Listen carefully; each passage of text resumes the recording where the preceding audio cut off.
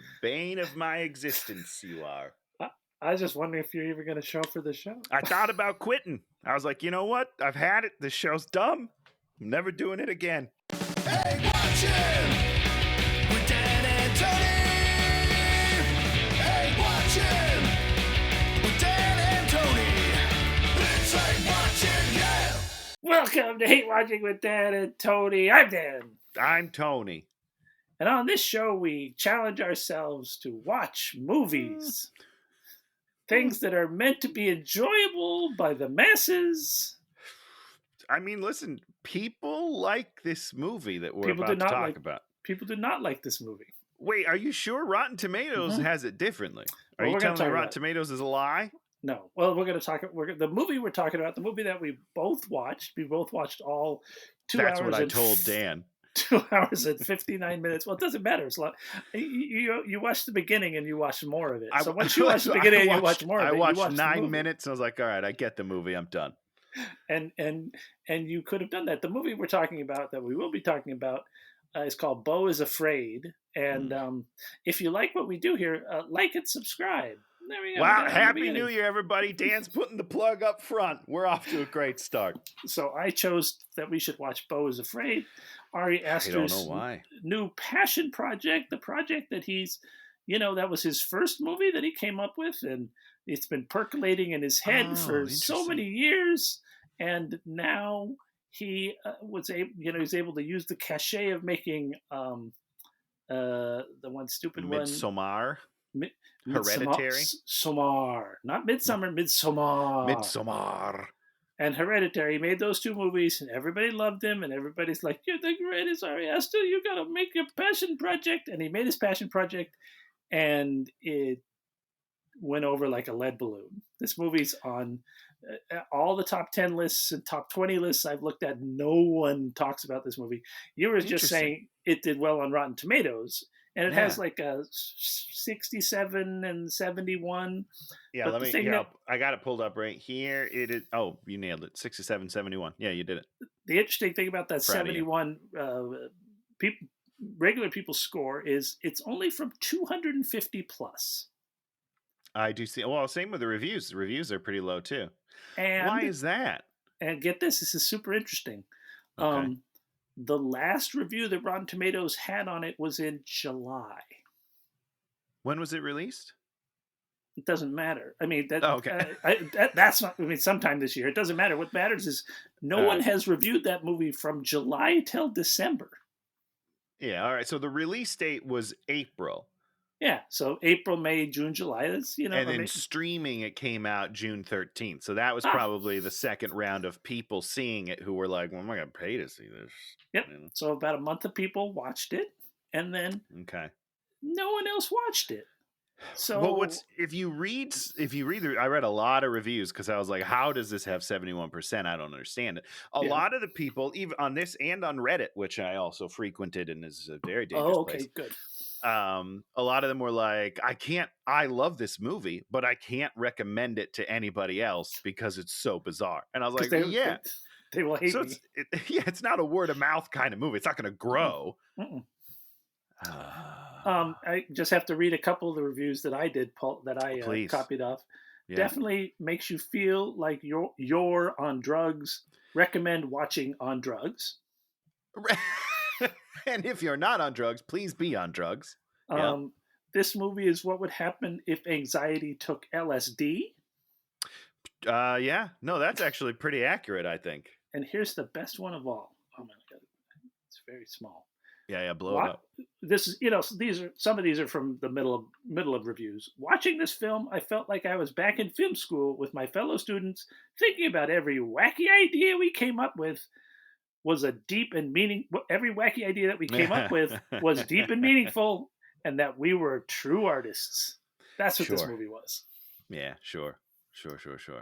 Because the real main themes are: dude suffers from anxiety in the world. The anxiety comes from the emasculation by his mother. And that's it. That's the whole movie. Well, but That's then it. also there's no story, plot, or cohesiveness. That's part of the movie too. You have to remember because it's a very important part, as it turns out. Dan, he makes a point of it being so absurd, so surreal that nothing happens in the entire film. Is how I Well, feel. Now I've been thinking about this for. Oh, sorry, you can finish. he does die at the end. Are you sure?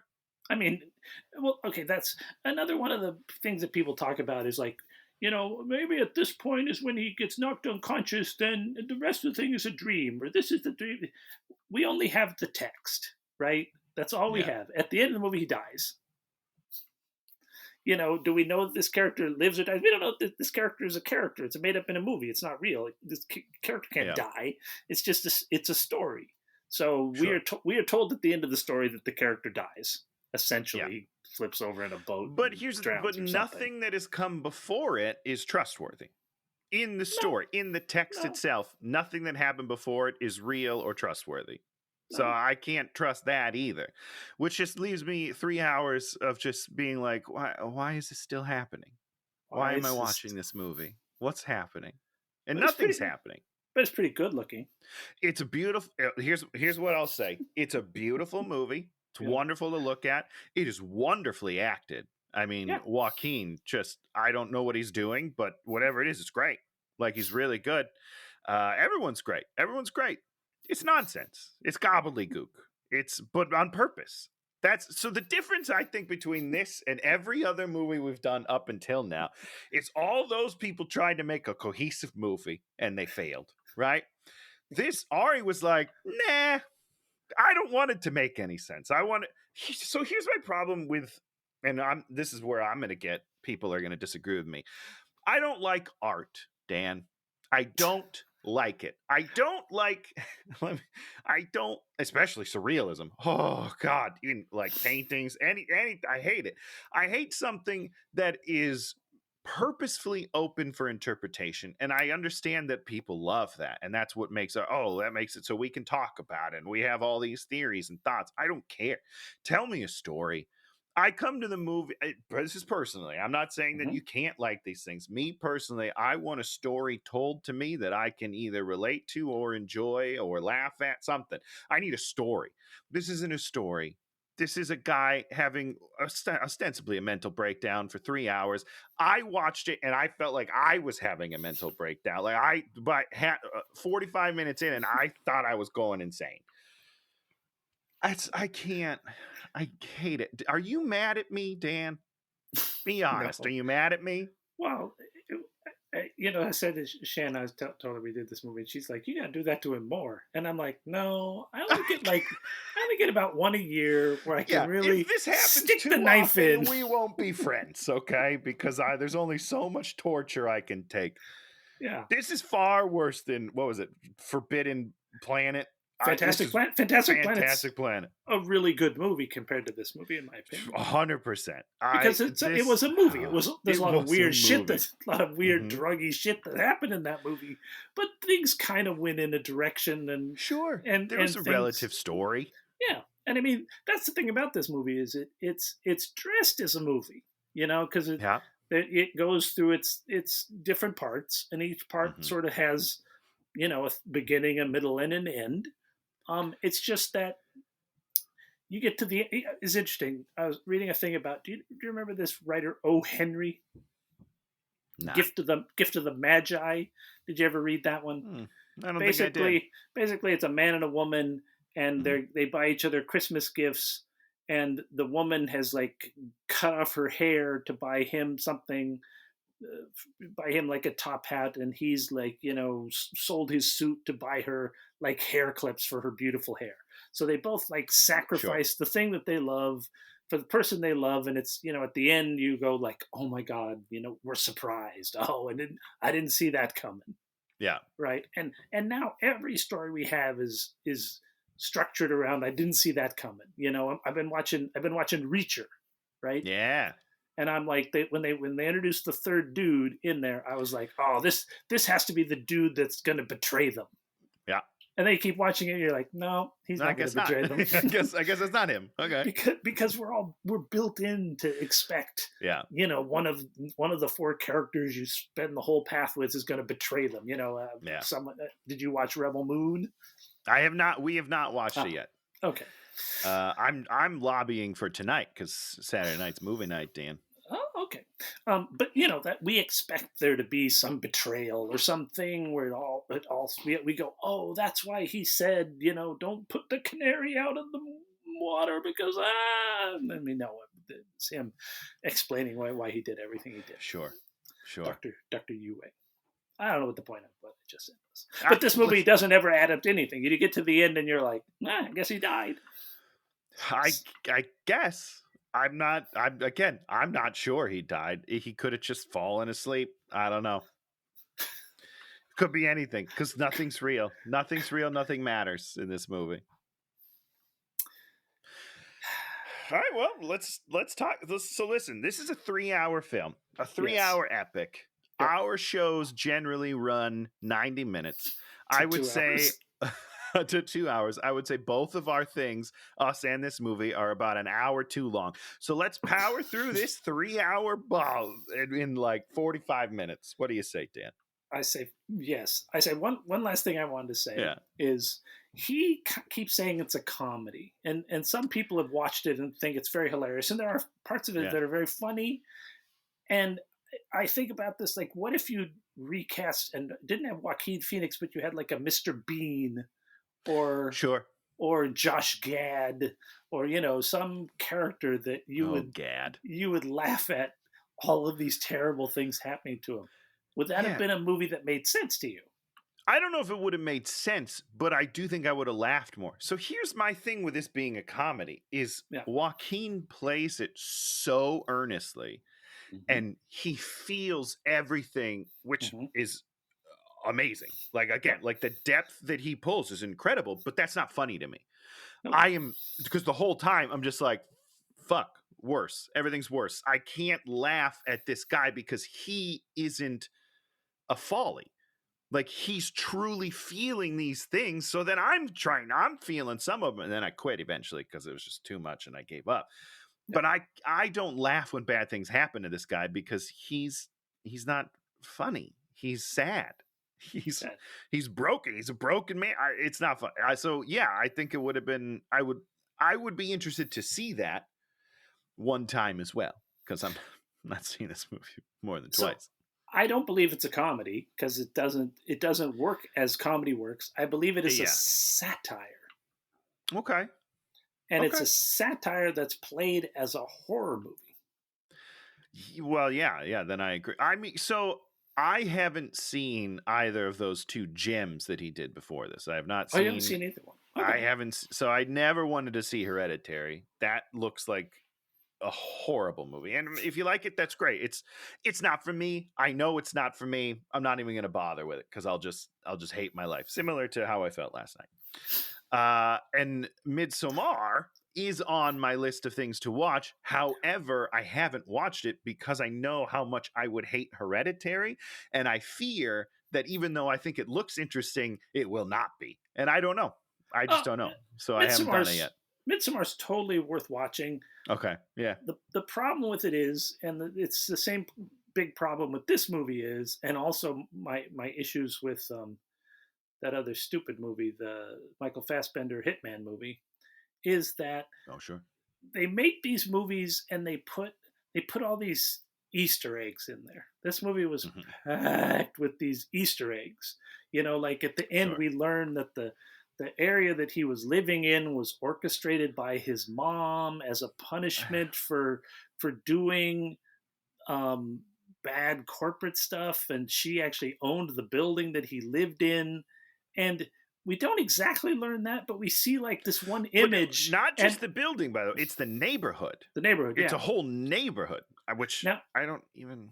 Now, did you know that from the movie, or did you have to stop and read about it? No, I saw that. It's in my notes. I saw that it was like, she owns a neighborhood of this. And I was like, well, that's got to be his neighborhood. So she put him in a... I don't understand what any of it means, Dan. So this one guy who was talking about this had Yeah. screenshotted the one shot, and he was reading the text on the thing that is Oh, on the post. passed Yeah. that is passed over in not even a second. You know, It's just quick. It's very it's quick. quick, and that's what his movies are. He's like the subtext. He's thinking is the text, and these people are treating it as the text, and you're like, the movie has to exist as the movie. It can't exist as something that you're going to freeze frame and pick apart and go, now I understand why everything was happening in the movie. But some people love that. But people love that, and the people in his movies love that. They love analyzing the wallpaper and what it means, and the random book that the person is looking at in Midsummer, and just it's just context things. But that's not the movie. The movie is the movie. Right, and this movie doesn't movie. So this again, back to my problem with art in general. When things are they're just there and then you can interpret them. That's in my opinion, I understand that people enjoy it and they, high art or whatever nonsense people call it. It's nothing. That's nothing. I can look at an ink stain on a wall and get the exact same experience and be like, wow, look at that. It's Jesus. You know what I mean? If you're going to make something, tell me something, do something. I don't like this nonsense. Ask you one last question. Did you ever see No Country for Old Men? Yes, one time. Did you like it?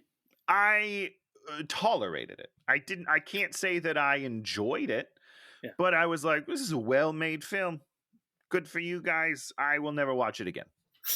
So you did not like the obliqueness of the ending and you're not really understanding. Again, listen.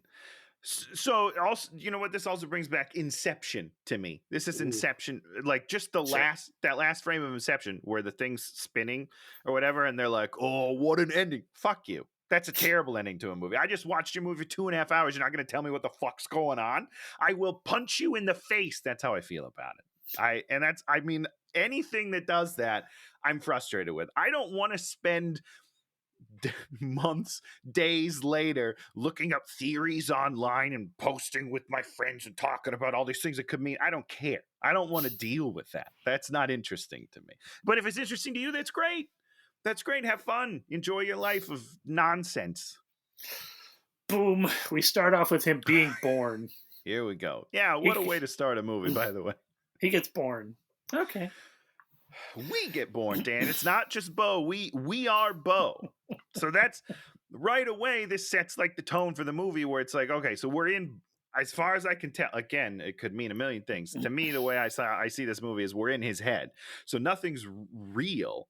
It's his interpretation of everything that's happening. And that is nonsense. We have him in therapy, and they talk about he's worried about mouthwash giving you cancer. Which I did chuckle at, by the way. Yeah. Because he's like, I also drank a mouthful a couple weeks ago, too. And I was like, what a weird... Why, first of all, why are you drinking mouthwash, Beau? You got to spit it out. It's happened twice in a couple of weeks. That's weird. So I giggled. So good for you. That's 1 point for the movie. Cha-ching! His phone rings. It's his mom. He's going to be going home, but he's guilty because there's a toxic relationship. And then the therapist is like, do you wish he was dead? And then he like goes, and he freaks out. And we're going to find out later that the therapist works for his mom and feeds her all this information. I don't care. I don't know why. Well, because she's continuing to control. She's continuing to control him even as an adult. But is she? What's real, Dan? What is real? See, you can't go down the path of what is real. So I read reviews too, and someone was like, if you go into this movie looking for what's real and what's not, you're not going to enjoy it. Just sit back and go for the ride. I'm not going to do that. You are making a movie. I'm going to try to figure out what is going on because I would like to know. I just assume it's all real. I don't know, Dan. So they got you. So he got you. He made you confused between reality and not reality of the movie. Yeah, and if that was his point, shame on him because that's nonsense. He got you, Tony. He got me good. So the doctor gives him a prescription for a new med, but he says, "Got to take it with water." Okay. So he's walking home, and there's a person who's committing suicide. There's a dead junkie. There's Wait, Dan, hold prostitutes. on. This is the best part of the movie, and you're skating over it. So the guy's on the building, right? Yeah. And Beau walks up and he's like, "Hey, what's going on?" And some kid that's filming it turns around and he says, "We're trying to get him to jump," and laughs. Yeah. Do you know who that was? Who? That's the kid from Gran Turismo. That is the lead in Gran Turismo. And I lost my mind. I was so excited. So I was like, why is he in this movie for just one tiny bit? Turns out he was in Midsommar. So I'm sure he's just like buddies with Ari, and he was like, "Hey, you want to just come do this little bit part?" He's like, "Of course, I love you, man." Oh, he was one of the kids in Midsommar. He was. Yeah, I Yep, think so. apparently. I had to look that up. I was like, why would he do this? The kid's blowing up, and he does this one stupid line in this movie. But I was ecstatic when I saw him. Who And that was the last time I enjoyed the movie. I know there's a part you're gonna like. Who was the other big miniature cameo? Oh man, I don't know. Maybe I wrote it down. The I don't UPS see it. driver? Oh, is that Bill Hader? Bill Hader plays the UPS driver. Yeah. Now, did you know it was Bill Hader when he was on the phone? No, and I'm Neither did I. embarrassed. No, Neither did I. when that happened, I was like, "Oh shit, I should have known that." I did know the guy at the end from Spin City, whose name I cannot remember. When Richard his Kind. voice, I was like, Oh. I know that guy. Yeah, but I did not get Bill Hader, unfortunately. Richard Kind is great, and he is Yeah. underutilized in this movie in the extreme. Well, sure. He buys this little ceramic figure, which he's going to give to his mom for her birthday or whatever. I don't know. And then It's the anniversary of his dad's death. oh, is that what this is about? The anniversary That's of what the this dad's is death? about. Oh, Yeah. Never really paid attention to that. Sure. He has to run to get to his house to avoid like a crazy person from And getting now in you're the telling house. me this part's real, or what are you trying to say, Dan? I mean, I think it's heightened. I think the whole movie is heightened. Yeah. Right. Yeah. So that's what I mean by not real. I mean, like, he probably passes what? A homeless person? I don't know. I don't understand it. You know what I mean? Because like I think about how sometimes I feel. I went to San Francisco and I found myself scootering when I got one of those bird scooters, and I ended up in the Tenderloin and had no idea where I was going, which is just like blocks of people on the street, right? And Yeah. I was scared. I was like, I'm dead. I'm gonna die, which is not true. It wasn't. You know what I mean? Yeah. But as I was going, I was like, my heart was beating. I was like, I wish the scooter would go faster, but I'm so fucking fat that it can't go over 8 miles per hour. So it felt like an eternity, and I felt like I was being chased, but I wasn't. So I get that. So you get it. So he gets in the house. The house is squalor. Lots of like dick drawings on the wall, which is kind of funny. Is it funny? Because there's like a I thought theme of. I thought the dick drawings were kind of funny. I don't, and I just, I don't want to spend too much time thinking about this movie, but there's some serious like penis work in this film, and yeah, lots of penis work. This guy's messed up, unfortunately. There's brown recluse spiders loose in the building. He has a TV. Terrifying. He has a TV dinner, which is the cross between Hawaii and Ireland. We're like, oh, let's see, that was a joke, right? Haha, Hawaii and Ireland mixed together as a TV dinner. Is that a joke? Yeah, that's a joke. I mean, it's a joke because it's called Oahu, and it's like kind of like O'Brien, but instead of Oahu being one word, it's Oahu, and so that's the joke, and it's a joke. Well, it's a joke. Right. Is it funny? If you think this movie's funny, then you're gonna laugh. You probably think it's funny. Yeah, you're right. I didn't laugh at the joke. I didn't laugh at the joke either. And when he wrote that, Ari was sitting there and he's like, I'm so clever. Sure. Yeah. And some people agree. Now, when Ari talked about this movie, he says doesn't like watching his own movies. Okay. Maybe that's why he didn't edit it, or have any input in the edit. No, I'm assuming he just handed it off to someone who was like, just try to make sense of it. I don't want to watch it ever again. Oh, no. His finger is on every cut in this entire movie. I also Scorsese loved this movie and was the two of them watched it together in front of an audience, and then he like was heaping the praise upon him because of what a Listen, great well, movie it yeah, was. in Scorsese has kind of lost his mind though. You know what I mean? It's not a movie. Blah, blah, blah, Oh yeah, old man. superhero movies Yeah, aren't movies. yeah. Okay, You haven't seen the new Spider-Man Spider-Verse movie. I have not. Oh, Do you think Scorsese has, if or is if that what you were saying? if he saw it and didn't like it, he's an idiot. Yeah, he's not an idiot. And you haven't seen it, so you're an idiot. I am an idiot. He writes a note to his mom on the bottom of the little figurine. I thought he was writing that on the top of the new pill bottle. Oh, So I sure. got confused. Yeah, no, that's wrong, Dan. You idiot! You got the movie wrong, guy. He opens up a drawer. There's a Polaroid picture of this girl, Elaine, and then he goes to bed, and then somebody keeps on dropping notes under his thing saying that he's being too loud, and then they start being too loud, and I don't. What's happening? This is the point. This is the note that I wrote. Dan, what the hell is this movie? What have you done? That was the note I wrote during this scene. Because I don't. What's happening, Dan? Why is somebody saying he's? Because nobody's loud in the building. So it's not like they're mistaking his loudness for someone else's loudness. There's no sound in the building. We can hear the paper coming under the door to the point where it wakes him up. So there's no sound. What's happening? mm, All right. somebody's having a paranoid delusion that he's making noise. So yeah, I don't know, Dan. So he boom boom boom boom. Neighbor turns up his music. He's late. He's going and he's leaving to go on his trip. He has his bag and his keys. He leaves his keys in the doors because he forgets something. He goes back into the house, and then when he comes back out, the keys are gone and his bag is gone. That was funny. That was funny. This put a bit of panic in me because this is my nightmare as well. Is that my bag will just be gone. I never let it, and I never leave it out of my hand. But this really happened. Yeah. Because later the mom's like, you made it up. She even said it was a fictitious door. Or she either said it was a fake door or fake keys. I can't remember. But she's like, what? So I just don't understand what's happening.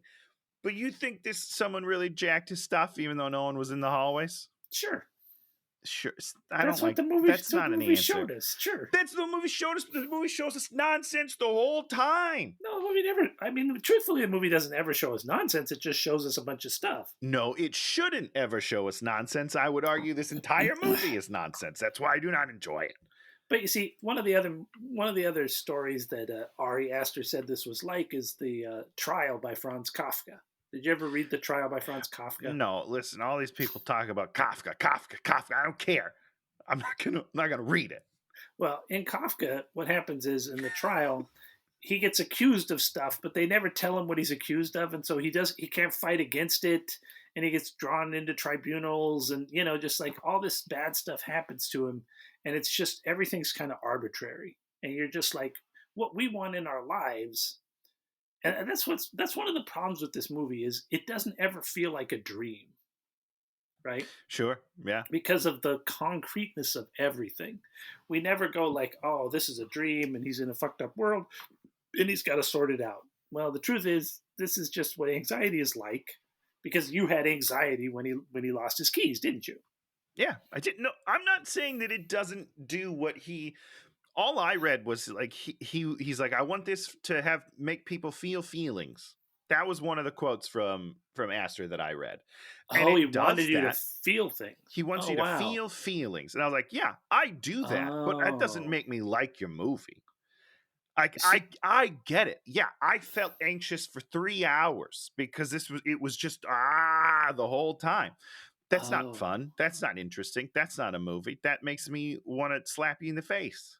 See, because I think when he lost his keys and his luggage and he walked back in there and he walked back out, I thought, oh, he's an idiot.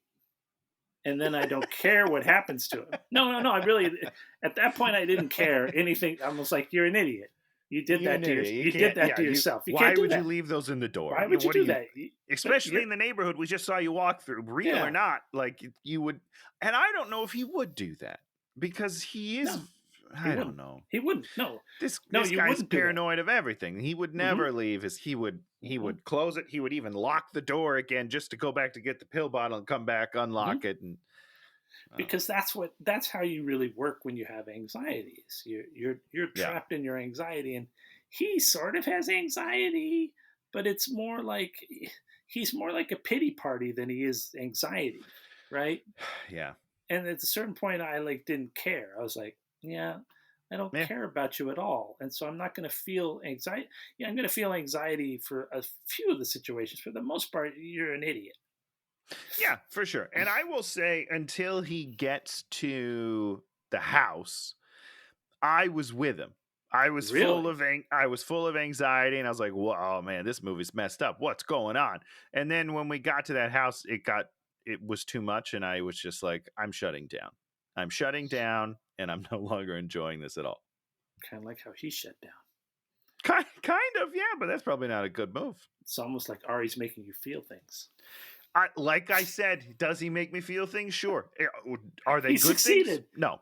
It's a good No. movie. He I hate succeeded it. in making you It's a feel terrible things. movie. I will never watch it again in my entire life. So he takes the pill, but he doesn't have water. He tries to barf, and so then he goes and he doesn't have his keys, and so he has to go to the bodega across the street for the water. He gets the water, and then everyone, because he puts the phone book in the door, and then literally everyone in the neighborhood, you must have thought that was funny, everyone in the neighborhood goes I into the didn't think it building and was up to funny. his apartment. That was pretty Is this funny. funny? No, That because was kind the of whole funny. time I'm like, is this really happening? Are Yeah, of people course it's actually doing? happening. They're going straight to his apartment. All of them know exactly what apartment he lives in. Yeah, it's pretty It funny. doesn't make any sense. I understand the idea of it. To me, that's not funny because I'm like, that's not possible. So is this happening? Is this not happening? Does he just think that this is happening? I can't enjoy it because that's all I'm thinking about this entire film. You're thinking. See, that's the thing. You got to go into an Ari Aster movie and go like, there's no Can't. thinking involved. Ari Aster's That's an idiot, and Joaquin Phoenix is his stand-in, who's an idiot that I don't care about. yeah, Right? He thinks he's being sure. clever. It's like We have the same male pattern baldness that he had, so me and Beau there you are go. kindred spirits. So he finally gets the water, drinks the water. Everyone's in the building. He climbs up the scaffolding, and then he watches them as some of them stab each other, some of them party, and then one guy does his dishes. And this is like a classic case of one of the stupid reviewer guys was like, "Oh, one of the guys that does doing his dishes," and I'm like, that's not funny. I mean, it would be funny if he stood out there and commented on it. Why is he doing my dishes? Don't do those dishes. You're not doing the dishes right. Exactly. If he's upset that they're touching his dishes, that's funny. And it's says just funny happening things. In the middle of chaos. To me, not funny. It's just like, No, what is happening? Why is this happening? My wife gives me grief about doing the dishes all the time, and I would have laughed my ass off if he was like losing his mind. Maybe not because of all the other stuff that make the dish. See, that's the thing. Rewrite this as a comedy. It's fucking hilarious. Make it the thing he's obsessed about. The person being stabbed doesn't care. It's the dishes. Sure. Oh my god, what is he doing? What is he doing with those dishes?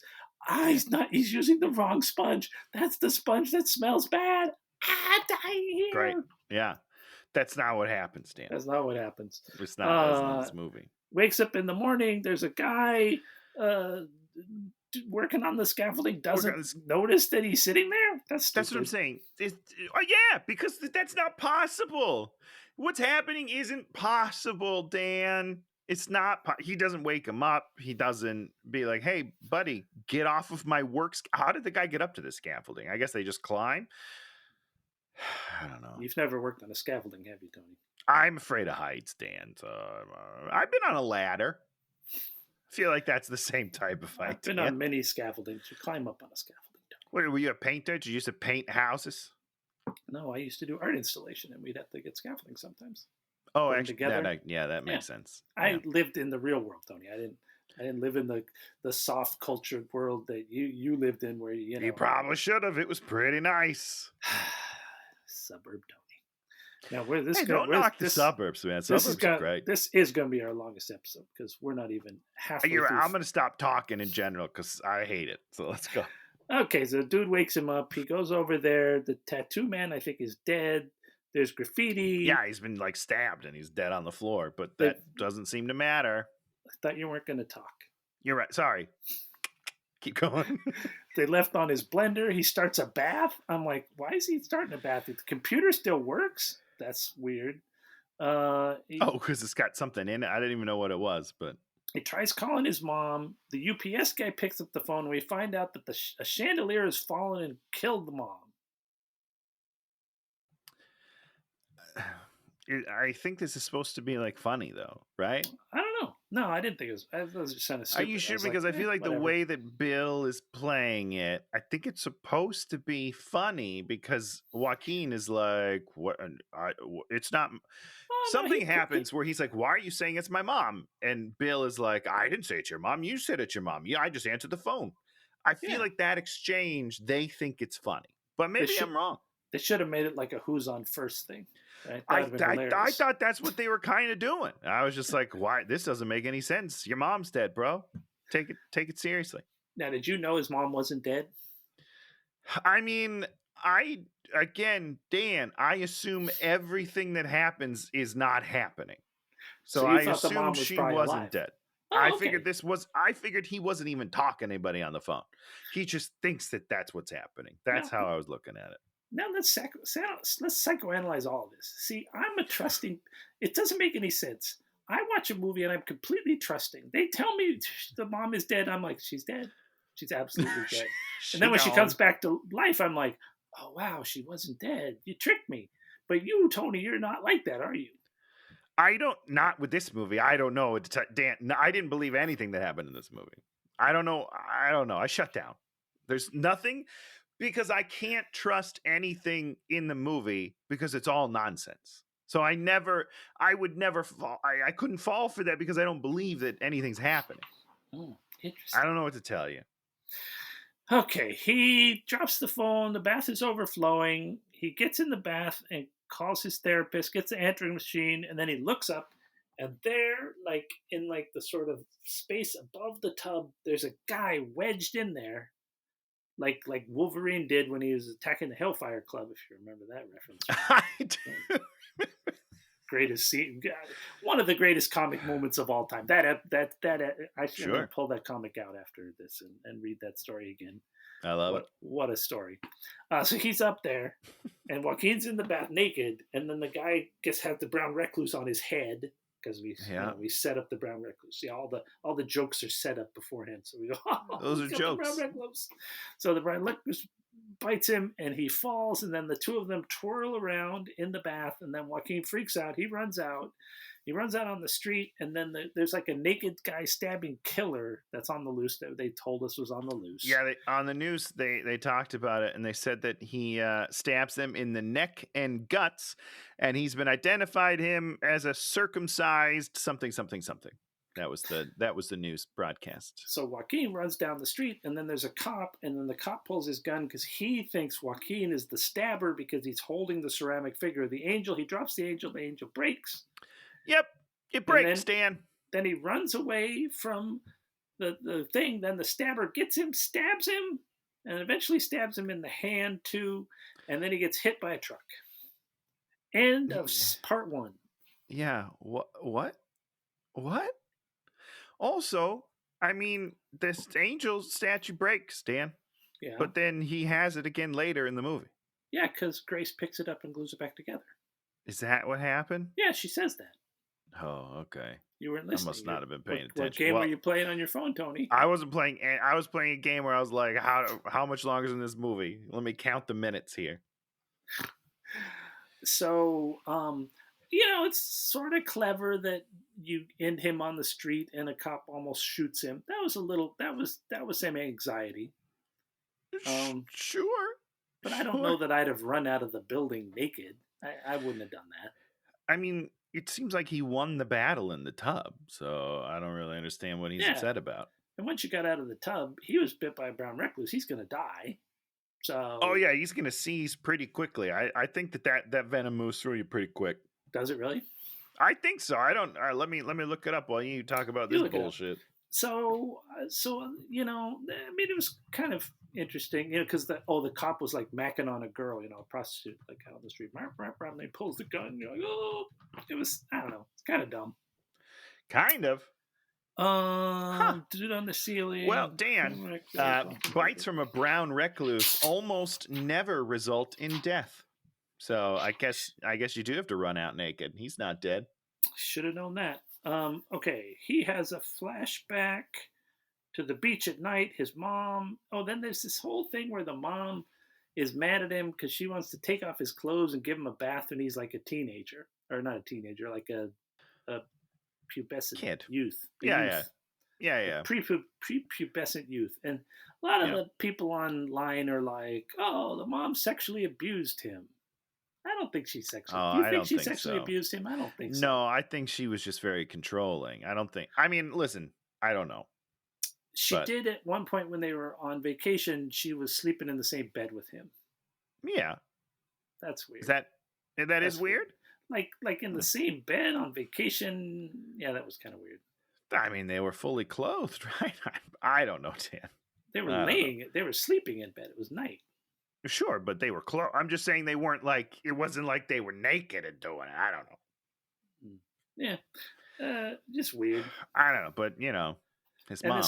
This whole. She's a looker. The mom? Yeah, you don't like the mom? Young Elaine? Wait, that's not her name. Oh, what's her name? Mona? Young Mona? I mean, I guess so. Oh no, I'm a huge fan of her. Big fan. That's oh man, I forgot her name. I feel bad. Zoe Lister-Jones from some great TV shows like Whitney, if you remember that. She was the best part of that show. And then Friends with Better Lives with James Vanderbeek, Kevin Connolly, and her, and she's funny. She's very funny. Not in this movie, but she's very funny.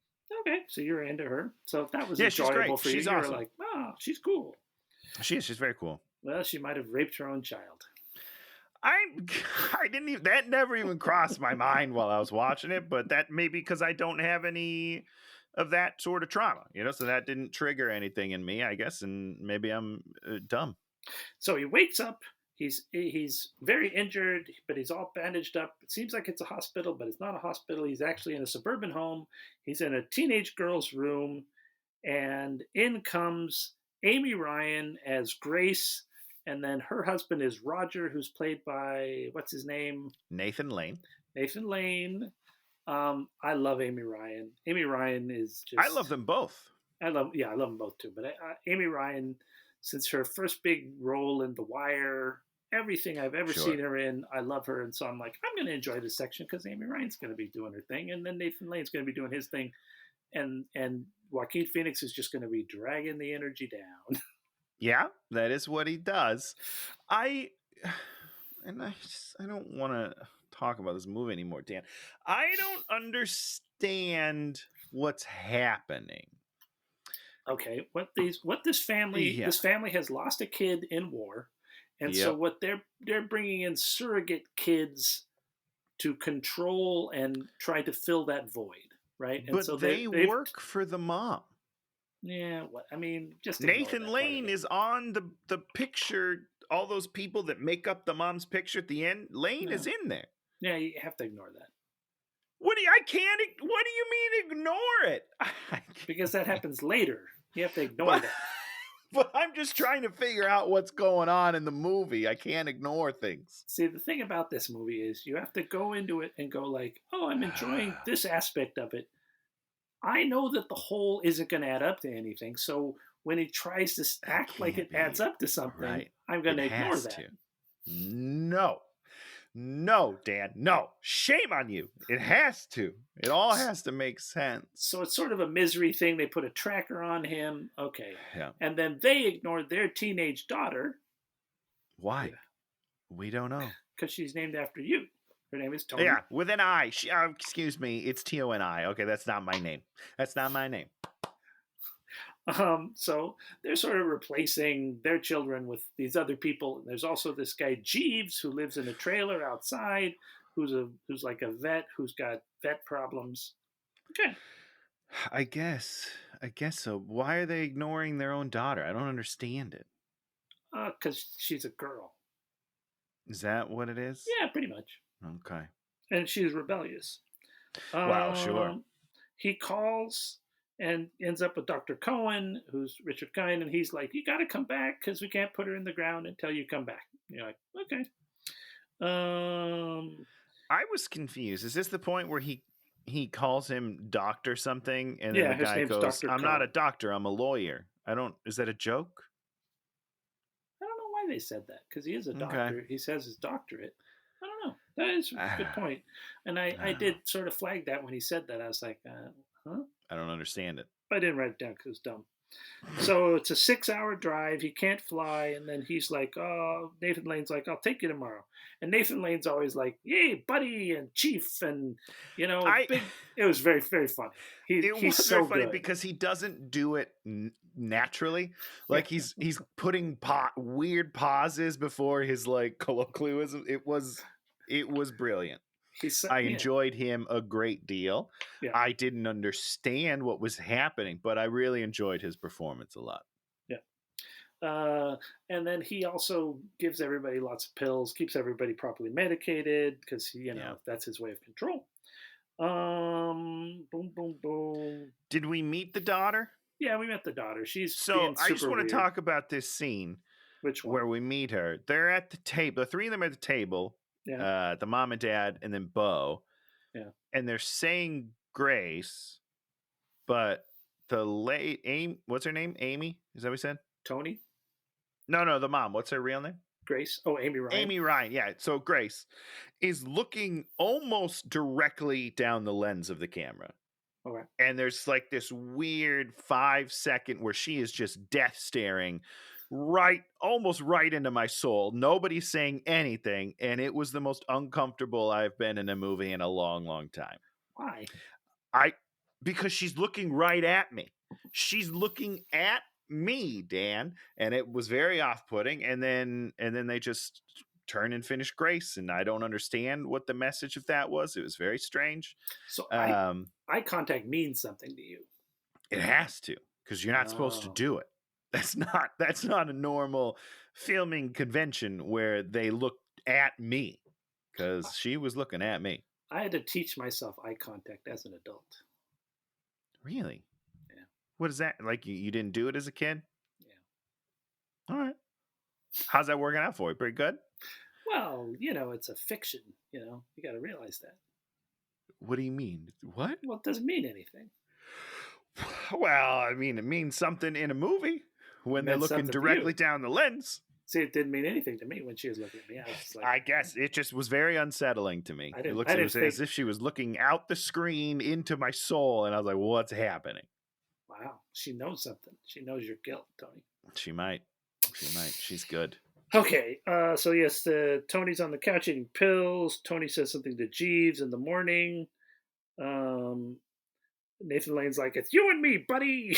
And then Grace has got to go to a Stockholm meeting, and then he gets a fake phone call that says that he's got to go do an operation. We know this is very fake. And that's the thing, like, when you have a great actor like him, he lets you know that it's fake by not letting you know that it's fake. You're just like, I know this is fake. Yep. But the clues are so subtle in the acting.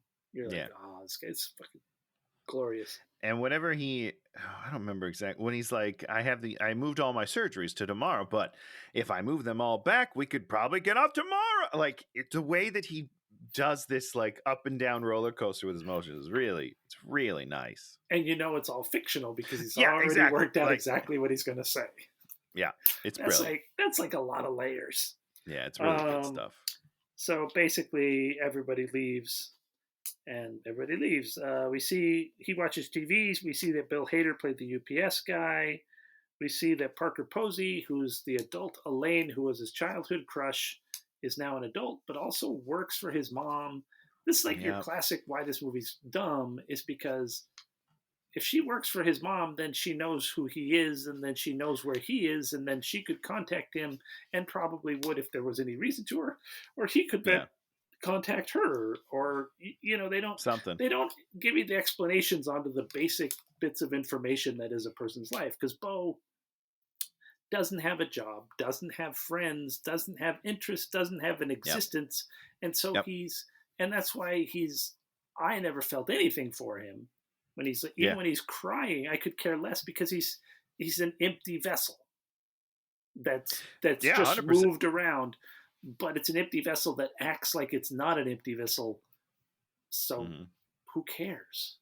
Wow, that's a good point. Who cares? The answer: nobody. Nobody cares. Nobody. Then Tony's like, oh, and so he sees Elaine, then he barfs on the computer. Tony comes in, he's barfed on Tony's computer. She's all pissed. She's all like, I'm taking you home. They get him out there, and then this scene I loved.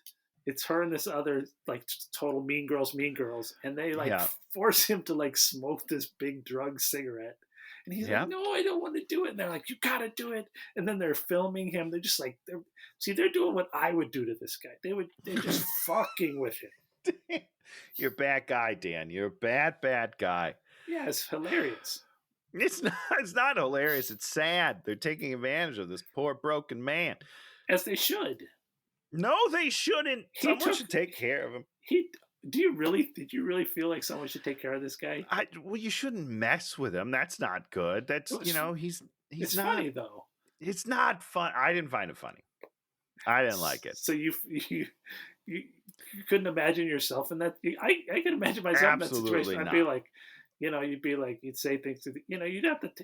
This guy never took the power position. It's like, man up, dude. Man up. Listen, let's just put it this way. When she drinks paint, I wasn't upset. That was weird. Okay, so you think it was weird, Dan? Yeah, super weird. They get baked, they laugh at him, and then he's like, can you die from this? And I'm like, yeah, burn it down. Burn it all down. Boom, we go back to him, teenage him.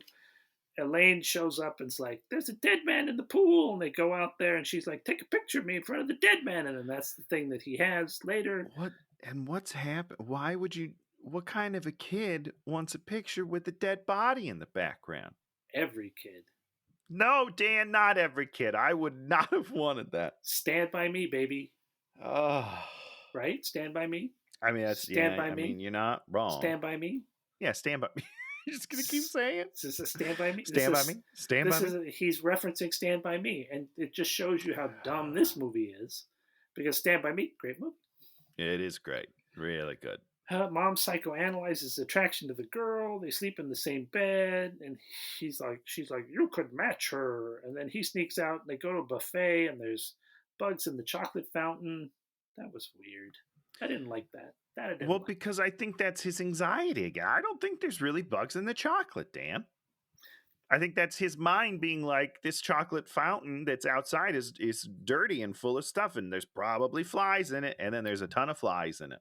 See, that's where I think Ari Aster's like an asshole. It's like he's trying to ruin chocolate fountains for the rest of us, just because they're ruined for him. Ari, you can put anything you want. If I see a chocolate fountain, I'm putting my head under it, bro. All right?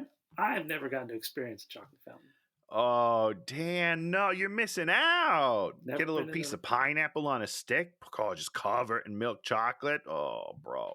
Never been in the right situation. I've lived We got to go on a cruise sometime, you and I, okay? Just you. Cruises have that stuff all the time. That would be good. Although I guess I don't know now since the pandemic. Have we stopped doing fountains? I don't know. Probably people saw this movie and they eliminated them. That would be sad. Like, are there flies in them? We should not do them anymore. Okay, so they're virgins. We're allowed to kiss. Will you wait for me? I promise. So they're going to meet each other and be in love and virgins forever. Whatever. Okay, this was the funny. When was this? Jeeves attacks. Oh, he's sleeping on the couch. Then Jeeves attacks.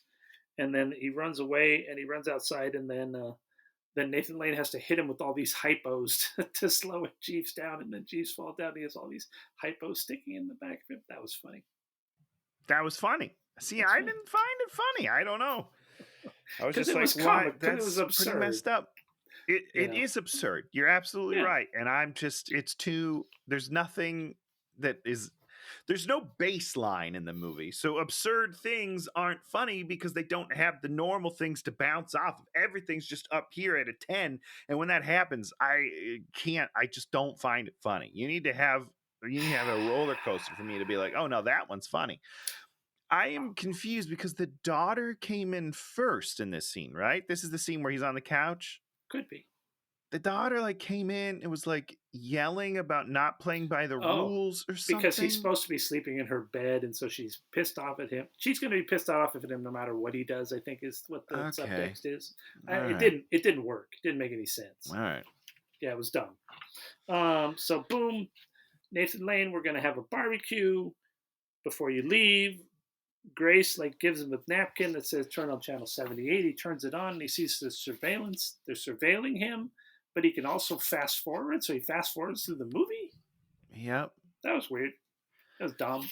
Kind of. Sure, yeah, weird. It's one way to say it. Yeah, it doesn't make any sense. It's kind of like, oh, he's, it's like, like talking about dumb film school stuff, right? That's Ari Aster like pointing out the fakeness of film, the artifice of film. Like, oh, this movie's already decided and he can fast forward. It's like, if you could really do that, you would say, hold the fuck on. Right. There has to be, you have to give me a reason. Yeah. I mean, at some point I was like, oh, maybe he's in a simulation. Yeah. And that's the whole thing, in the Matrix, when they finally figure it out, they're all like, oh, fuck, this is all bad. Sure. But he sees the artifice of the thing and has basically the same reaction he has to everything, which is like curling up and crying like a little baby. Which that's what he is. They started the movie as a baby. He's still a baby. He's still useless. And that's why you should make him smoke a big, dangerous blunt, because it's funny. That's what they should do to every baby. You should force him to do drugs. All right, Dan, you mean girl. Okay, boom. Then the daughter freaks out, takes him to her room, has a can of pink paint, a can of blue paint, paints his name on the wall. They go into the brother's room. Oh, they go to the brother's room. Sorry. Yeah. Paints his name on the wall in pink, and then she's like, now we're going to drink paint together. And she's like, you go first. And he's like, I don't want to do this. I don't want to do this. So she's like, fuck you. And then she drinks paint and kills herself. Yeah, what? Another thing in the movie didn't make sense to me. As opposed to the other times? Well, the bit would be, it's not paint. It's like, chocolate milk or blue milk. Something that blue doesn't milk. Kill you for some and reason. She laughs at him and says he's an idiot. Yeah, sure. Great. That's not what they do. Or she fools his mom into thinking that she's dead, and she gets mad at him, and then we cut back to her, and she's all like, she's out the window going like this, fuck you. Sure, yeah, that's fine. That's comedy. This way, you're like, this person literally killed themselves for no reason. Yeah, she's doesn't dead. Make any sense? As far as I can tell, she's dead. I don't know. But what's weird is her eyes are like, they cut to her eyes and they're bloodshot. Yeah. Like it's like really bloodshot, and that's the same eyes that Parker Posey has later, which is very confusing to me. It makes me feel like nobody's dead and those people didn't exist to begin with. Oh, that makes sense. I don't know. Grace has Jeeves is going to attack him, and so he runs away and then knocks himself unconscious in the woods. A pregnant woman comes up to him with a lantern, and then she takes him to this hippie theater camp. What game were they playing in the woods? A game that you've played, Tony. Zip Zap Zop. I played that game. Zip Zap Zop. Was that really? They were really doing that? I didn't even notice that. Oh, zip, man. Zap Zop. Zip Zap Zop. I mean, I do like Zip Zap Zop. It's a fun game.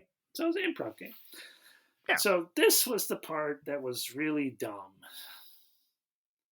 Basically, they sit him down and he watches a play that's about a guy who loses loosely about sons, his life, but not about because he has sons, and this whole part was just like I was playing games on my phone this whole part because this part was dull. This is the third of the movie. This is the middle third. This is Act 2.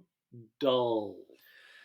I mean, yeah, it's dull. I don't even understand. So what happens?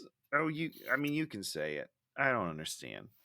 The play is basically about his life, but then he stands up and starts imagining his future, which is still in the play. Um, What happens here, Dan? well, the guy plays like this. He cranks up this cranky horn, and basically everybody goes into a dream fugue state. And so Oh, okay. so the play is happening, but everybody in the audience is sort of imagining themselves in the play. I think is what the Okay. implication of it is. And it's like, find your village, learn a trade, have a farm, have friends, have a woman, have children, therapist, historic storm, separated, strange country, treated like a criminal, plague village. You're blamed. The tack dog diary cries alone, dies alone, alone, alone. You're selfish. Confess. You're back home. You're unrecognized. You're invited to a play. The plot is his life. He's reunited with his boys. He's crying. Where's mom? His dad did the Also, incident. they cry for 4 minutes. There's just him and the boys, him and Okay. his sons. Oh, yes. They like hug and cry for almost 4 minutes of the movie without anything happening. Was it really that long? I should have timed it. It felt like longer, so I cut it down to 4. That's just a guess. It was too long. It was There was no need uncomfortably for it long, to be that long. Yeah, but it was there's no incredibly, no need. incredibly boring and incredibly uninteresting Yeah. and useless. Yes. And it was Great age makeup, though. Oh, I thought he looked great. It's interesting. I watched his the Criterion Collection does videos where you go and you get to pick out films.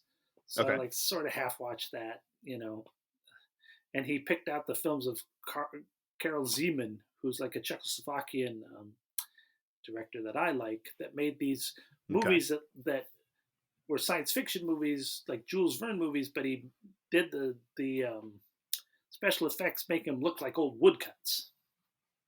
So they're real beautiful. And so, Sure. Ari was in love with that idea. So that's what happens in this section. It's all these sort of beautiful art things. But because the story is worthless and stupid, the artists that toiled over these things, their work just doesn't mean anything. But it is beautiful. Yeah, it's pretty. It's very nice to look at. It's very nice. Yeah. So as good opposed job. as opposed to the new Spider-Verse movie where everything in it is beautiful, but there's so many real complex human emotions that you're like, oh, this art will wash over people for years to come because of what's there. This movie, people are not going to get washed over by this because they're going to fast forward through that section because they're going to be like, why? What's going on here? What am I doing? Okay, what's his name shows up. Jeeves shows up and starts killing people. Well, wait, he meets his maybe father? I don't know. He meets a guy who says that he could have been known his dad or something. Well, yeah, he said he knew his dad. His dad's alive, and then he used to feed him or something like that. And then Beau is like, wait, you're my father, which is confusing. And then he gets blown up by Chiefs. Yeah. See, these things, these are the things I knew not to pay attention to. Deep down in my soul, I was like, but you can't just pick and choose what to listen to and not listen to in the movie. It's all of, because what you said, Dan, you said it. You said the text is all we have. So you have to look at the text that's given to you, and that is the text that's given to me. I can't ignore it. Okay, then there's a corollary to this. The corollary is when you know it's the director / writer being stupid, you can ignore that text. I've never seen that rule. That must be an addendum that I was unaware of. Yeah, it's a corollary. It's an addendum. It's in the footnotes. Ridiculous. Little asterisk on the page. I never read the bottom. Never. He wakes up. He feels sick. Somebody gives him a drink. I don't know what that is. Gives her the ceramic figure. What does it mean? Yeah, he gives the. Oh no, this is in the audience. This is more stuff in the audience. Who cares? Your father's alive. Just kidding. Jeeves attacks. Dad blows up. He dies. Beau's disabled. We go back to the weird bathtub scene. I want my daddy. And then there's like a whole thing where she's going to lock him in the attic. So one of the punishments is locking her in the attic. There's 2 Beaus, or not. If maybe he had a brother. I don't know. I think that's too much to, so I ignored all that. And I just assumed that he mentally just sort of broke himself into like his remembrance and the Sure. remembrance of him being punished by being put in the attic. That's what I assumed. Okay. See, Tony, you gotta see. That's the thing. You gotta treat movies Oh. like you do improv, right? You just make decisions. You're like, I'm deciding this about what I'm feeling about this. Nope. I'm not going to make the decision. I shouldn't have to Oh. consciously make a decision. Your story should lead me to a path. No. A movie like this is like improv. It's like you just decide what it is you care about or think makes any sense. Because Just most of it's ignore your scene partner and just do what you want to do to make the scene good. yes, because chance. No. See, this is like an improv. It's like an improv with someone who's bad. You know, at a certain point, you have to just stand in front of them, or you just have to take control of the improv. Just take and control. Just grab their hand and follow me through the scene, please. we're gonna ignore whatever you set up because it's fucking garbage, and we're gonna go back to what we really need to do, which is be fucking funny. That's not a movie. Okay, boom. Wakes up, gets picked up by a business dude, gets to the mom's home. The funeral is over. In the yard of the thing, there's the little ceramic statue. There's the big version of it. Okay. Oh, yeah. You know what? I didn't even notice that. Yeah, you're right. Yeah. There's a video going on which lays out, and we find out that she's a super business person, and her business is all about safety. And she made the TV dinner, he eats, made the shaving. Okay, whatever. I don't care.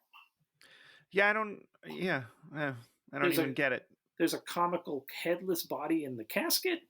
That's weird. I did chuckle. Yeah. You're right about that because it's an open casket. If the person's decapitated, you're not doing an open casket, guys. That's messed up.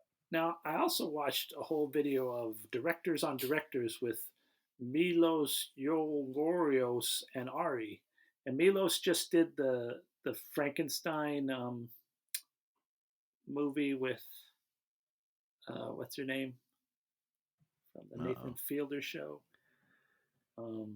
She was in La La Land. Who's the woman in La La Land? What's her name? Oh, the redhead. I don't. Yes, sometimes.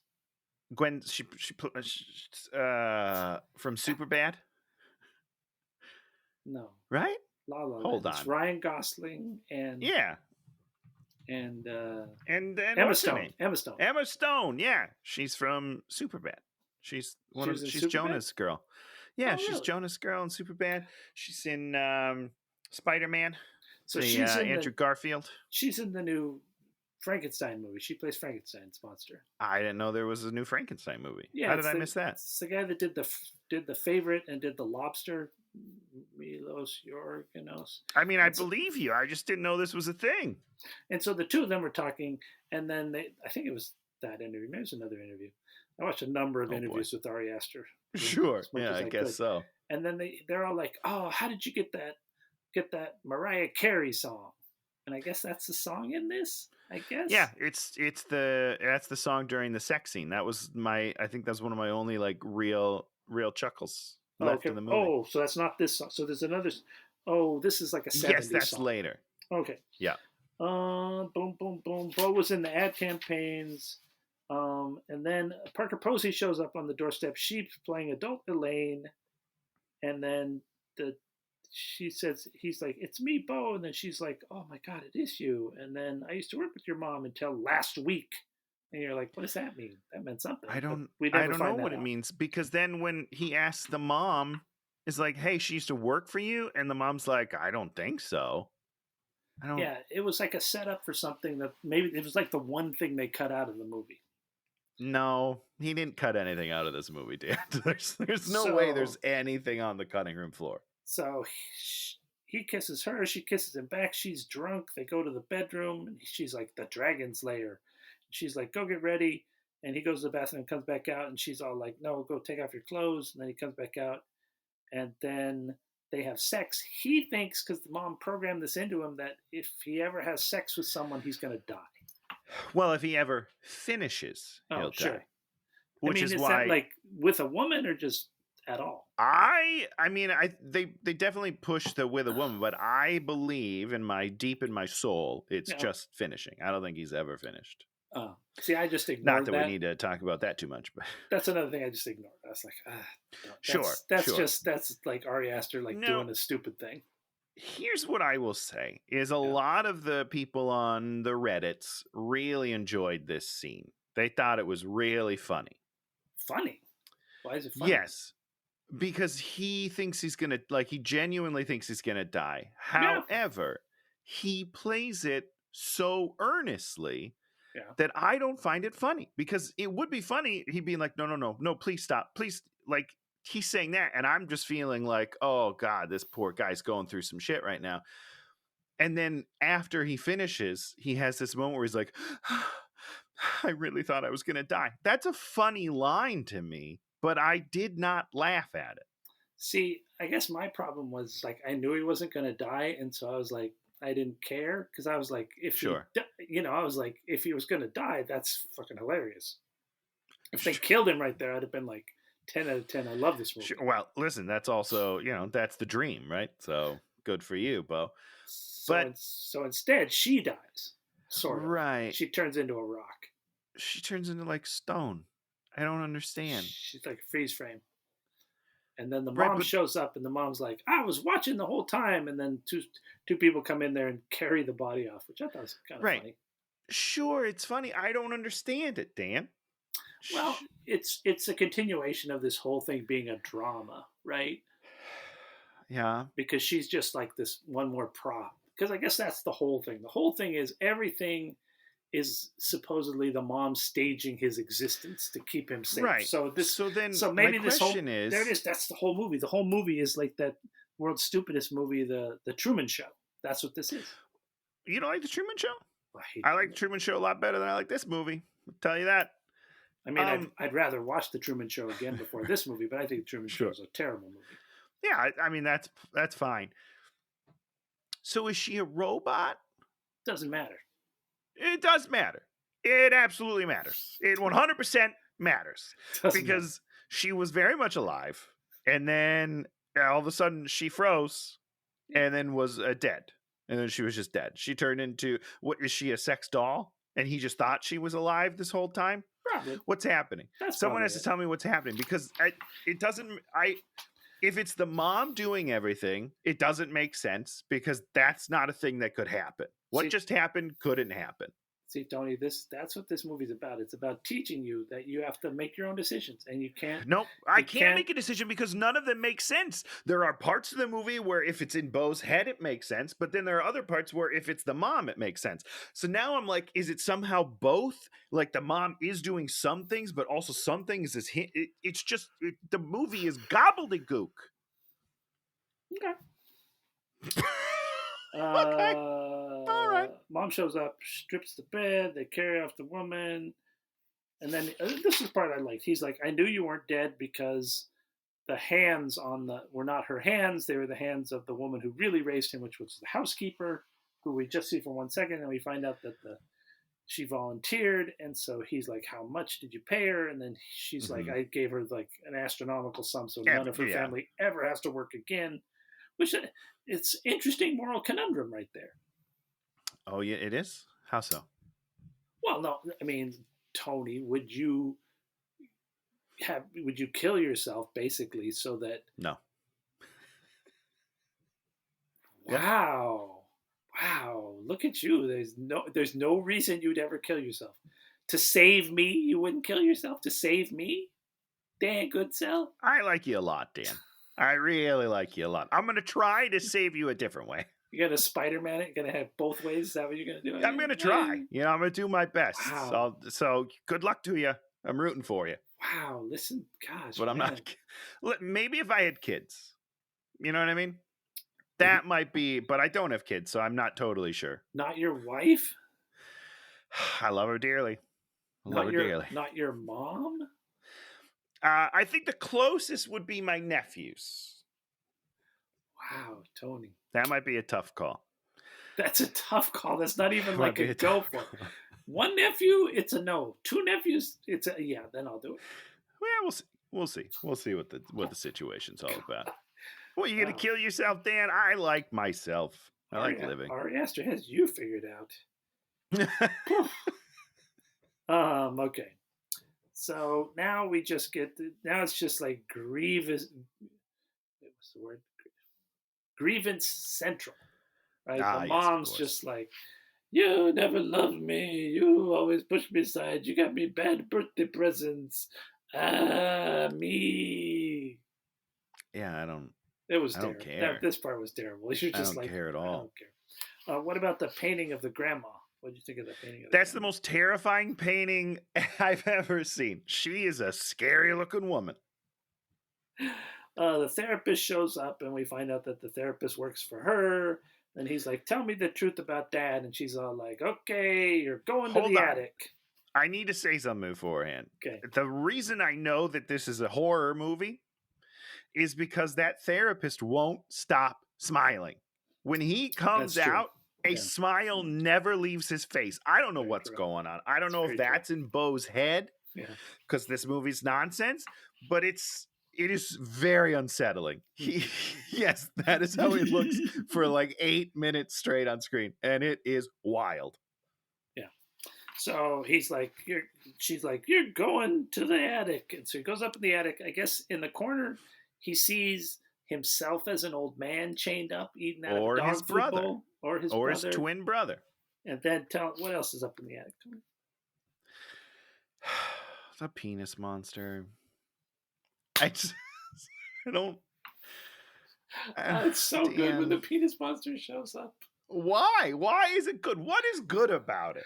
because Explain it to it's me. so stupid. It's just like, Yes, it oh is come stupid, on, that's his dad is a giant penis monster with pointy and it's claws. obviously not. That's And, obvious. I mean, it has to be his mind because here's the thing: I didn't see a penis on the penis monster, so now someone's trying to tell me that that giant penis monster impregnated the mom. No, I don't think so. I don't know, man. Unless he's got a little penis on his big penis, not gonna happen. Maybe he's grown through the years. He's grown through the years. And I mean, this was the point where I was just like, okay, come on, you got to be kidding me. You know, and it's. and I think he is kidding you because he thinks this is a comedy. I don't know, I mean, Dan. does he think everybody was going to be rolling in the aisles when they see the giant penis monster with the horror music? I don't know. I don't know. I mean, imagine if it was Mr. Bean in there having to fight the penis monster, or Josh Gad fighting the penis monster. That'd be pretty good. Well, because it would have to be done in a funny way. If it was done the same way, it's still not funny. You know what I mean? So Jeeves flies through the window and shoots the penis monster. Why? Why does he he's been chasing Beau for an hour. Why does he suddenly decide to kill the penis monster instead? This is the one part of the movie that didn't make sense. You've said that 9 times so far. He falls down the stairs. The mom's like, "I gave you everything," and then he's like, "I hate you," and then he strangles her to death.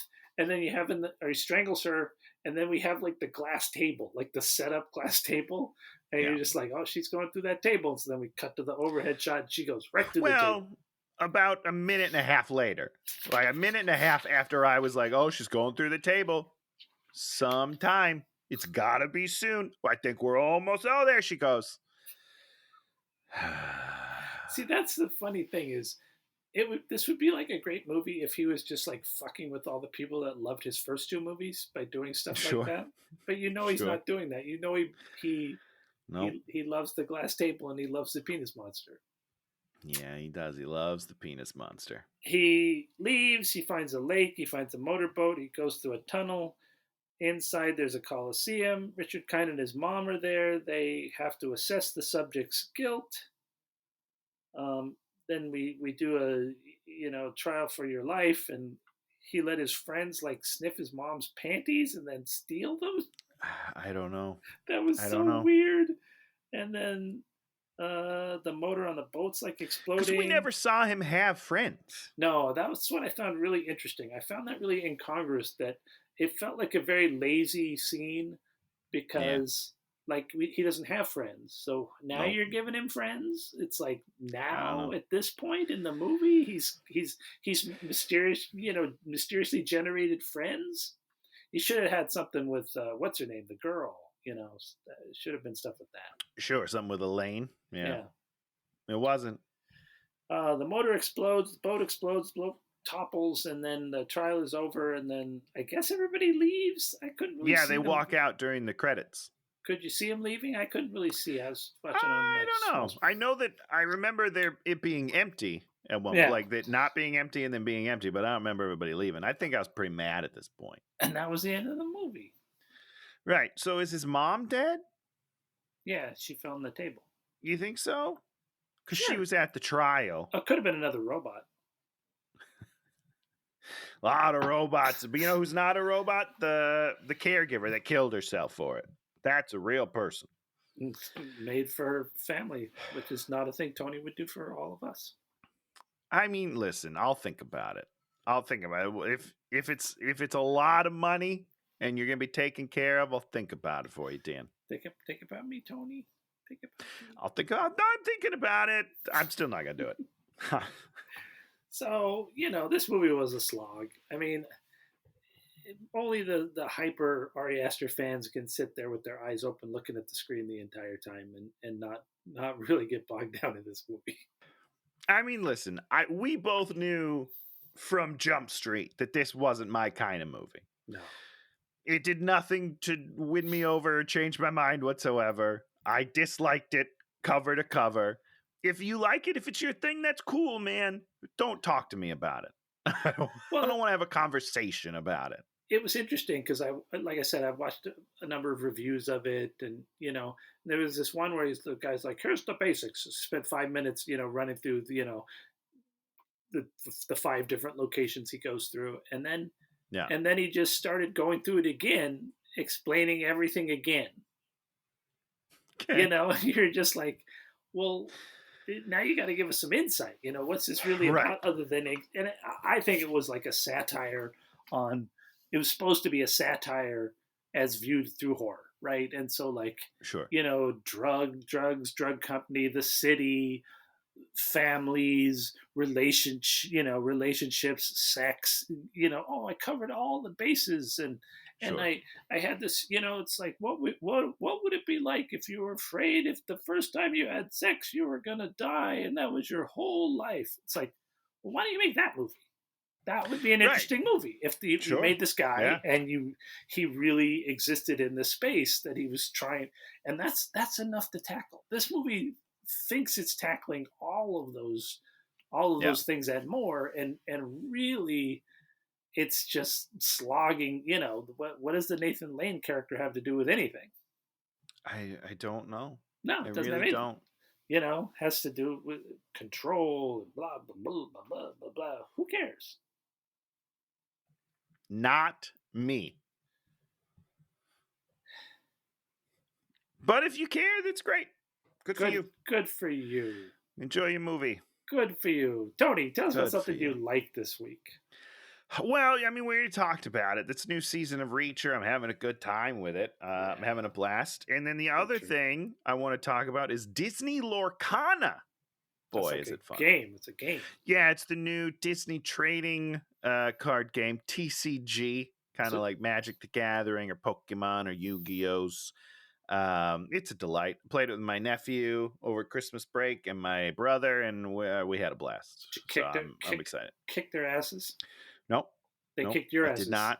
It was a heated back because we all just bought starter decks, so none of the decks are like tailored at all. They're all just very basic. So, and they make them pretty even, just come out the gates, which is nice. So, what was your best card? Who overperformed for you? It's Captain Hook. I don't know about overperformed, but Pete, bad guy Pete, he's pretty solid. Who's he's bad pretty guy great. Pete?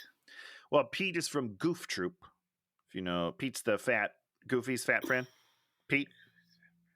Pete. Great. All right, I'm done with you, Dan. I'm over. Why would you ask if you don't know any Disney characters, Dan? Goof Troop, that's not Disney. That's whoa. It's like Disney Afternoon or something stupid. What a Goofy movie is in my top 5 favorite movies of all time, period. Then right below that, Beau's Afraid. Sure. Yeah. Beau shot the number one. Yeah. What So did I've you like this week, Dan? been watching some Reacher. You know, Yeah. you Yeah. you turn that show on, and you know what you're gonna get. You know you're gonna get beatdowns, like random Yeah. beatdowns. You know Yeah. you're gonna get people explaining exactly where they're going to sleep for the night, and we're going to watch every meal that they have, and we're going to watch them enjoy every beer of their lives. I know. I love it. I love it.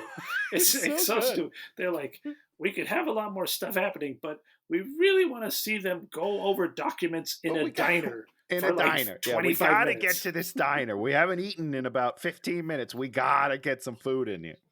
I love it. You get like the fourth episode, you're like, let's pull out those pieces of paper from the first episode that have a series of numbers, and then we're going to think about those numbers. Then we're going to put them back away because we're not going to solve those numbers until episode 6. Not yet. Yeah, not yet. Not yet. Calm down. Everybody calm down. And We then got to let percolate. I also watched Pokemon Concierge on What? Netflix. Well, what is this? Hold on. This Pokemon is Concierge. the most beautiful show that has ever been created. What? This girl gets a job working on this island that's like a hotel for people and for Pokemon. Love that. Okay. In the second episode, Psyduck. Sigh. I got emotional. I got emotional at the end really? when she's sitting next to Psyduck and he snuggles with her. I got emotional. I was like, oh, I'm excited. I Are was there like, Pokemon battles in this show at all, or probably No. not? No, not Okay. at all. This is the most Okay. beautiful. Everyone gets along. Good. I just want to be ready. But Okay. it's like it's real stop motion animation. I watched like the 5-minute making of Oh, wow. thing, and I Okay. was just like, I want to go there. I want to own these puppets. I want these things. They're so beautiful, and it's like, and that's why this movie, Beau Was Afraid, was so stupid. Is I never cared about anything. Never cared. Yeah. A lick of anything in this movie. And I movies, totally get it. they're supposed to reflect our existences. You Yeah. know, in a positive and a negative way at times. And this one, I don't even think it didn't really talk about the negative of the existence. I didn't think at all. All right. Yeah. I mean, I'm done talking about it, Dan. The episode ended. Don't bring it back up. Okay, Tony, give me back. What movie are we gonna do next week? No, I'm not getting you back, Dan. Give me back. This was so painful. Ooh. I just want to go back to basics and do something that we've talked about. We both want to do it. It's going to be fun. We're going to have a good time with it. It's the X-Men's Dark Phoenix. I want to get back to something that I'm going to enjoy watching and hating. Which one is this? Is this the one with what's her name? Is she like What's her name? From Game of Thrones? Oh, it's her. Yeah, this is Dark Phoenix. This is Jean Grey going Dark Phoenix. I was thinking. You remember this? I don't know if I've seen this one. No, you haven't. I mean, you told me you haven't seen it years ago. Oh, okay. We both talked about how we never ended up seeing it, but we probably should. Cool. I mean, it's 2019, so it's not too long ago. Oh, it's not long ago at all. No, it's got 22% on Rotten Tomatoes. Ooh, Dark Phoenix. Excellent. Well, 64% audience score, but that's never going to be. Whatever. Oh, cool. No, I don't think I ever saw this one. I saw it's a blockbuster, and we're going to watch it and think that it's dumb, and we're going to have a good time with some action scenes, Dan, because I'm sick of this Beau bullshit. Well, you're going to be happy with the movie we do the week after that. I better be. You're going to be very happy because I punished you with Beau Was Afraid, but the next one is one you're going to want to see. All right, I'm excited. So we got some good fun coming up. So we'll have 2 good weeks then.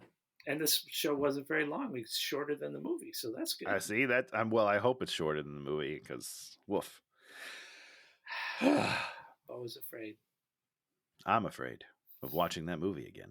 So if you like what you see, give us a thumbs up or subscribe or leave a comment if you're so inclined. And we'll be back next week talking about X-Men Dark Phoenix. The Dark Phoenix. Goodbye, everybody. Hey, watch him!